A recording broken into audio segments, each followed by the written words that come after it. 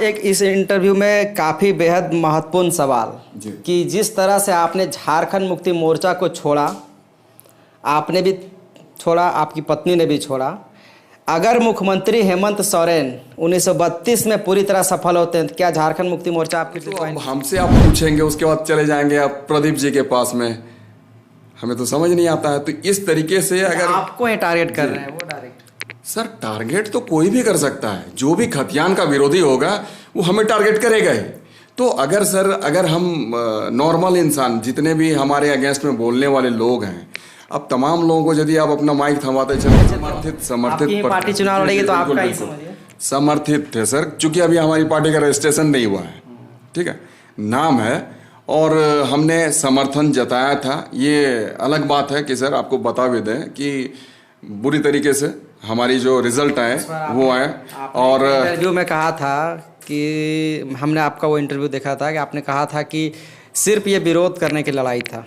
बिल्कुल, जो भी खतियान के सपोर्ट में बात नहीं करेगा उसके अगेंस्ट में हम खड़े होंगे, हमारी पार्टी खड़ी होगी, चाहे कोर्ट के सांसद से जानिए या फिर पार्टी का जो वरीय सदस्य है उससे जानिए, जो प्रदेश अध्यक्ष है उससे जानिए। जब हमें ये महसूस हुआ कि हेमंत जी अपने वादे से मुकर रहे हैं, हर एक मंच में हमने हमारे साथ जितने भी मंच साझा हमारे हुई थी, तो तमाम जगहों पर हेमंत जी के द्वारा जो चुनावी घोषणाएं और चुनावी वादे किए जाते थे, अपने भाषण के दरमियान ये कहा जाता था कि जैसे ही हमारी सरकार बनेगी हम सबसे पहले यहाँ के लोगों को स्थानीयता का परिभाषा तय करेंगे। खतियान क्या? मेरा कहना है कि मुख्यमंत्री हेमंत सोरेन, आपको क्या लगा जिस तरह से राजनीतिक हलचलें बढ़ रही थी उसको शांत करने के लानन फानन में 1932 लाया गया, क्योंकि मुख्यमंत्री ने विधानसभा में कहा कि जैसे इसको हम आगे लेके जाएंगे कोर्ट खारिज कर देंगे। झारखंड में 1932 का मुद्दा धीरे धीरे से अब फिर एक बार गर्म होने लगा है। दरअसल गर्म होना भी लाजमी है, क्योंकि यहाँ पे अब झारखंड की अस्मिता को बचाने की लड़ाई पहले भी लड़ी जा रही थी। और ऐसे में जब मुख्यमंत्री हेमंत सोरेन ने कैबिनेट में इसको प्रस्ताव के तौर पर लाया और अब ऐसे में यह साफ होने लगा है कि झारखंड में 1932 की खतियान की जो लड़ाई लगातार आंदोलनकारी लड़ रहे थे उनकी अब जीत की राहें आसान हो रही है। और जो कहीं ना कहीं कुछ लोग हैं अब 1932 को लेकर के अब विरोध भी करना शुरू कर चुके हैं।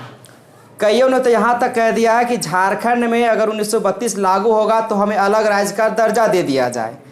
तमाम बातों को लेकर के हमारे साथ सिल्ली के पूर्व विधायक अमित कुमार महतो हैं। इनसे हम आज जानेंगे कि किस प्रकार से 1932 की लड़ाई रही। हमसे वो भी आपको सिर्फ शॉर्ट में जानना चाहेंगे कि किस प्रकार से आपने 1932 की लड़ाई लड़ा। उसके बाद अभी जो वर्तमान में झारखंड को जला देने की बात कही जा रही है, आपके ऊपर भी एफआईआर दर्ज करा दिया गया है। इन तमाम चीज़ों को लेकर के सबसे पहले हम जानना चाहेंगे। सर, सबसे पहले तो आपको धन्यवाद। और दूसरी बात ये कहना चाहेंगे सर कि ये जो 1932 वाली बात है, तो 2003 से हम लोग इस मुहिम में शामिल हैं और इस निमित्त सर हम जेल भी गए हैं। एक साल हम 2003 से लेकर 2004 तक हमारी जेल में ही हमारा आश्रय रहा। अब दूसरी बात ये कह लें कि सर जो इन 22 वर्षों का जो हमारा ये झारखंड का टाइम हुआ, इन 22 वर्षों में कभी किसी सरकार के द्वारा इस पर पहल नहीं की गई कि हमारे यहाँ स्थानीय नीति कैसे बने, नियोजन नीति कैसे बने। और जब बनाया भी गया रघुवर जी के द्वारा 2016 में, तो उस वक्त ये 85 वाली नीति ले लाया, जिसका हम लोग पुरजोर विरोध किए। उस वक्त मैं भी सदन का हिस्सा था सर, मैं भी विधायक था और मेरे संग रहने वाले हेमंत जी भी हमेशा ही विरोध किया करते थे कि भाई हमारी जब सरकार बनेगी 32 खतियान के आधार पर या फिर खतियान के आधार पर स्थान नीति का निर्धारण करेंगे। हमें भी काफ़ी उम्मीदें थी, अपेक्षा थी हेमंत जी से, परंतु जब हमें ये महसूस हुआ कि हेमंत जी अपने वादे से मुकर रहे हैं, हर एक मंच में हमने हमारे साथ जितने भी मंच साझा हमारे हुई थी, तो तमाम जगहों पर हेमंत जी के द्वारा जो चुनावी घोषणाएं और चुनावी वादे किए जाते थे, अपने भाषण के दरमियान ये कहा जाता था कि जैसे ही हमारी सरकार बनेगी हम सबसे पहले यहाँ के लोगों को स्थानीयता का परिभाषा तय करेंगे खतियान के आधार पर। प्रस्ताव तो कैबिनेट में प्रस्ताव तो आ गया है वो। हालांकि अब ये देखना होगा कि इस प्रकार से अभी सरकार इसको आगे गाड़ी को धक्का देने का प्रयास करती, बस लॉलीपॉप नहीं। बस उसी में हम आ रहे हैं सर कि ये जो ठीक है हम तो यही कहेंगे, और उसी निमित्त हमने पार्टी छोड़ी सर। और आज जब 3 वर्ष होने को है, ऐसे परिस्थिति में हेमंत जी ने इसे कैबिनेट में पास करा है, ठीक है, ये बधाई के पात्र हैं। लेकिन बधाई हमने दिया है, ये बधाई कंप्लीट कैसे यहाँ के तमाम लोग, तमाम बेरोजगार दें, इस चीज को उन्हें समझना होगा। महज दिखावा नहीं होना चाहिए। मेरा कहना है कि ये जो इन्होंने कैबिनेट से पास करा लिया 14 सितंबर को, उसके बाद इस दिशा पर क्यों नहीं आगे बढ़ रहे हैं? मैं जानना चाहता हूं आपके माध्यम से, हेमंत जी से मैं पूछना चाहता हूं कि आखिर आपने 14 को इसे कैबिनेट में ले लाया, प्रस्ताव को पारित कराया, उसके बाद आप साइलेंट मोड में क्यों चले गए? आप जश्न मना रहे हैं, 10 जगह भाषण दे रहे हैं, बरहेट चले गए, वहां पर कह रहे हैं कि मैंने 32 कर दिया। कर दिया नहीं है सर, सिर्फ एक प्रस्ताव लाया है, उसे पास कराया, वो भी कैबिनेट से, और आपने नवी सूची में डाल रखा है। मतलब इसे विधेयक के रूप में आपको लाना पड़ेगा विधानसभा में, और विधानसभा में आपको पास कराने के बाद में फिर राज्यपाल के पास भेजना पड़ेगा, फिर आपको हमारे इस देश के जो राष्ट्रपति हैं उनके पास भेजना पड़ेगा, फिर वहां से जब आपकी स्वीकृति मिलेगी तभी आपका ये नीति बनकर हमारे पास आएगा, लगातार चलाना होगा। सर हम ये कह रहे हैं कि ये सिर्फ स्थानीयता को परिभाषित करने की बात मैं नहीं करता, आपको यहाँ पर नियोजन का आधार भी खतियान बनाना है, और उस निमित्त भी आपको आगे बढ़नी है। अगर इस तरीके से आप धीरे धीरे रेंगेंगे, अभी तो आपने रेंगना शुरू नहीं किया, हाँ मैंने कर दिया, पास कर दिया कह के ही आप खुशियां मना रहे हैं और डंका पीट रहे हैं, तो ऐसे नहीं चलेगा सर। एक सवाल हमसे आपसे ये रहेगा, अभी जब हम लोग आपके पास आ रहे थे तो उससे पहले हमने एक चाय दुकान पे चाय पीना सही समझा था, वहाँ पे एक झारखंडी युवा जो कि आदिवासी समाज से आता है, उनसे हमें सिर्फ ये सवाल किया कि 1932 का जो खतियान है जो मुख्यमंत्री जी लेकर के आए हैं, उनके जुबान पे जैसे 1932 का नाम आया, सिर्फ और सिर्फ आपका नाम आ गया। शायद आपका नाम उनको नहीं पता था, लेकिन उन्होंने कहा कि एक पूर्व विधायक थे जो बाल लंबा लंबा रखते हैं, वो 1932 के खतियान में काफ़ी ज़्यादा लड़े हैं। तो हमने उनसे ये भी पूछा कि अगर वो लड़ाई लड़े हैं तो और कौन लड़ा है, तो हालांकि एक जयराम महतो का भी नाम आया। बाकायदा आपने शुरुआत की, उन्होंने भी मेहनत किया, ये तमाम चीज़ें अपनी जगह पे है, लेकिन उन्होंने साफ तौर पर यह कहा कि मुख्यमंत्री हेमंत सोरेन डर से इसको आनन फानन में पास किए हैं। सर हम तो कहेंगे कि ये सिर्फ कैबिनेट में आया सर, हम तो चाहेंगे कि पूरी तरीके से इसका इम्प्लीमेंट हो, धरातल पर उतरे, और उसी के तर्ज पर यहाँ पर नियोजन नीति का निर्धारण हो। और सबसे पहले जितनी भी अभी एग्जाम लेने की प्रोसेस में है, सरकार आगे बढ़ रही है JSSC के माध्यम से, उन तमाम चीज़ों को रोक लगाए। आपको बता दें सर, विज्ञापन जो निकाला गया है तमाम 12 एग्जाम का, उस एग्जाम में सर इन्होंने क्या किया है, भारत के निवासी, तमाम भारत के निवासियों को यहाँ पर आमंत्रित किया है कि आप एग्जाम दें यहाँ पर और हमारे इस राज्य में नौकरी करें। तो सबसे पहले तो उस तमाम विज्ञापनों को उन्हें रद्द करना पड़ेगा। रद्द करने के बाद में हमारी जब नियोजन नीति बन के आ जाएगी सर, उसके बाद में ही ये रिक्तियां को भरी जानी चाहिए।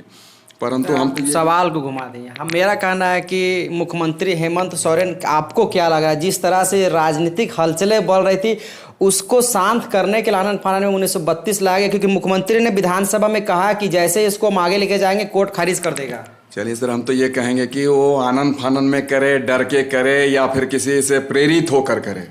हम तो कहेंगे कुछ तो करने की दिशा में अग्रसर हैं ये, और हम चाह रहे हैं कि ये जब जिस तरीके से आज थोड़ा सा एक कदम आगे बढ़ा है, तो 100 कदम आगे बढ़ के इसे यहाँ पर धरातल पर उतारने की कोशिश करें। हमारे यहाँ के खतियानियों को, हमारे यहाँ के झारखंडियों को नाम देने का प्रयास करें, और हमारे यहाँ के जो बेरोजगार बच्चे हैं जो कि अपने पलायन कर जाते हैं, दूसरे प्रदेशों में चले जाते हैं, उन्हें पलायन को मजबूर नहीं होना पड़े, वो हमारे ही यहाँ पर नौकरी करें।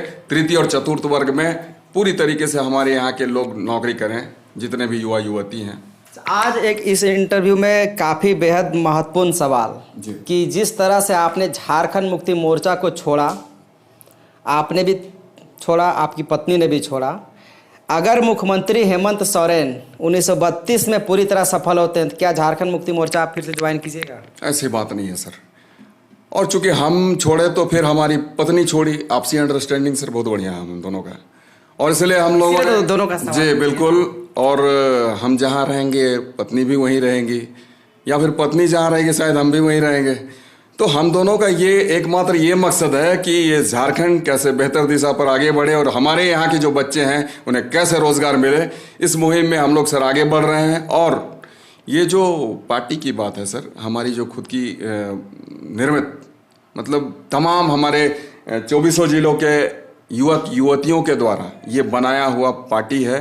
अब पता नहीं कितना इसका पिलर मजबूत है, आधार है, लेकिन हाँ, तमाम लोगों की चाहत, तमाम लोगों का प्यार, तमाम लोगों का एक उम्मीद भरा हुआ है इस पार्टी में, खतियानी झारखंडी पार्टी। जी, आपने चुनाव लड़ा था इस बार उपचुनाव में? हमने नहीं सर। नहीं, आपने नहीं, मतलब आपकी पार्टी में से एक उम्मीदवार ने, आप उसके अध्यक्ष हैं, तो आपकी पार्टी चुनाव लड़ेगी, तो आपका ही समझिए समर्थित थे सर, क्योंकि अभी हमारी पार्टी का रजिस्ट्रेशन नहीं हुआ है, ठीक है, नाम है, और हमने समर्थन जताया था। ये अलग बात है कि सर आपको बता भी दें कि बुरी तरीके से हमारी जो रिजल्ट आए वो आए, और इंटरव्यू में कहा था कि हमने आपका वो इंटरव्यू देखा था कि आपने कहा था कि सिर्फ ये विरोध करने की लड़ाई था। बिल्कुल, जो भी खतियान के सपोर्ट में बात नहीं करेगा उसके अगेंस्ट में हम खड़े होंगे, हमारी पार्टी खड़ी होगी, चाहे एक वोट क्यों नहीं मिले। एक व्यक्ति भी अगर उसके अगेंस्ट में वोट डालता है तो हम कहेंगे कि आज हमारा जीना सार्थक हुआ, क्योंकि हमारी लड़ाई बरसों से है। खतियान के नाम पर हमें पहचान मिलनी चाहिए, खतियान के नाम पर हमें रोजगार मिलना चाहिए। जैसे 1932 का प्रस्ताव पास हुआ अमित जी, उसके बाद से ही सोशल मीडिया पर एक व्यक्ति का वीडियो लगातार न्यूज़ चैनलों में भी चल रहा है, सोशल मीडिया के लिए प्लेटफॉर्म पे देखा जा रहा है, प्रदीप तिवारी का। क्या लग रहा है, उन लोग किस प्रकार से झारखंड को अब आगे बढ़ाने का प्रयास करेंगे, या फिर किसी तरह से झारखंड में असामाजिक तत्व की भूमिका में वो लोग आए हुए हैं? आपको क्या लग रहा है? सर ऐसी बात नहीं है, सबसे पहले तो मैं उसे जानता नहीं था, और उनका सोशल मीडिया बहुत चल रहा है। जी बिल्कुल, सोशल मीडिया तो आखिर मीडिया वाले ही तो इस तरीके से उनको दे रहे हैं प्रमुखता। हम कहते हैं सर, जैसे कि आप हमसे मेरे बारे या फिर मेरा वक्तव्य ले रहे हैं, तो कहीं ना कहीं सर आप जाके यहाँ के जो भी ऑनरेबल जो भी हमारे हैं, जो भी माननीय कहलाते हैं, विधायक से, किसी विधायक से मेरे प्रतिक्रिया जानिए, या फिर, परंतु अब हमसे आप पूछेंगे उसके बाद चले जाएंगे आप प्रदीप जी के पास में, हमें तो समझ नहीं आता है। तो इस तरीके से अगर आपको ही टारगेट कर रहे हैं वो डायरेक्ट। सर टारगेट तो कोई भी कर सकता है, जो भी खतियान का विरोधी होगा वो हमें टारगेट करेगा ही। तो अगर सर, अगर हम नॉर्मल इंसान, जितने भी हमारे अगेंस्ट में बोलने वाले लोग हैं, अब तमाम लोगों को यदि आप अपना माइक थमाते चले तो फिर क्या होगा। परंतु अब हमसे आप पूछेंगे उसके बाद चले जाएंगे आप प्रदीप जी के पास में, हमें तो समझ नहीं आता है। तो इस तरीके से अगर आपको ही टारगेट कर रहे हैं वो डायरेक्ट। सर टारगेट तो कोई भी कर सकता है, जो भी खतियान का विरोधी होगा वो हमें टारगेट करेगा ही। तो अगर सर, अगर हम नॉर्मल इंसान, जितने भी हमारे अगेंस्ट में बोलने वाले लोग हैं, अब तमाम लोगों को यदि आप अपना माइक थमाते चले तो फिर क्या होगा। तो आज के समय में यही हो रहा है सर। आप अगर कुछ पूछना है तो हमारे यहाँ के दीपक प्रकाश जी हैं, भारतीय जनता पार्टी के प्रदेश अध्यक्ष हैं, उनसे पूछ लीजिए। हमारे यहाँ पर संजय सेठ जी हैं, उनसे पूछ लीजिए। आजसू के जो लोग हैं, हमारे सुदेश जी हैं या फिर चंद्र प्रकाश जी हैं, उनसे पूछ लीजिए। या फिर और कोई दूसरी प्रतिक्रिया लेनी है, देखिए आज अगर हम हैं तो कहीं ना कहीं उनके अगेंस्ट में खड़े हैं। तो जो हमारे जो अपोनेंट लीडर हैं, जो कि टॉप कहे जाते हैं आज के समय में, उनसे ले लेनी चाहिए। अब ऐसे लोग सर हमारे पता नहीं, हमारे तो विरोध में बहुत सारे लोग हैं सर। अब आप यदि सबों से लीजिएगा, कोई 10 गाली हमें दे देता है, उसको भी आप मीडिया और न्यूज चैनल में दिखाइएगा, कोई आधार नहीं बनता सर। हमारे अगेंस्ट में एक केस कर दे, हमने नहीं दिखाया, एक केस या 1000 केस कर दे, अमित पीछे होने वाला नहीं है। खतियान की लड़ाई हम आज से नहीं लड़ रहे हैं, 2003 से लड़ रहे हैं, लड़ते रहेंगे जब तक ये मामला धरातल पर नहीं उतर जाता है।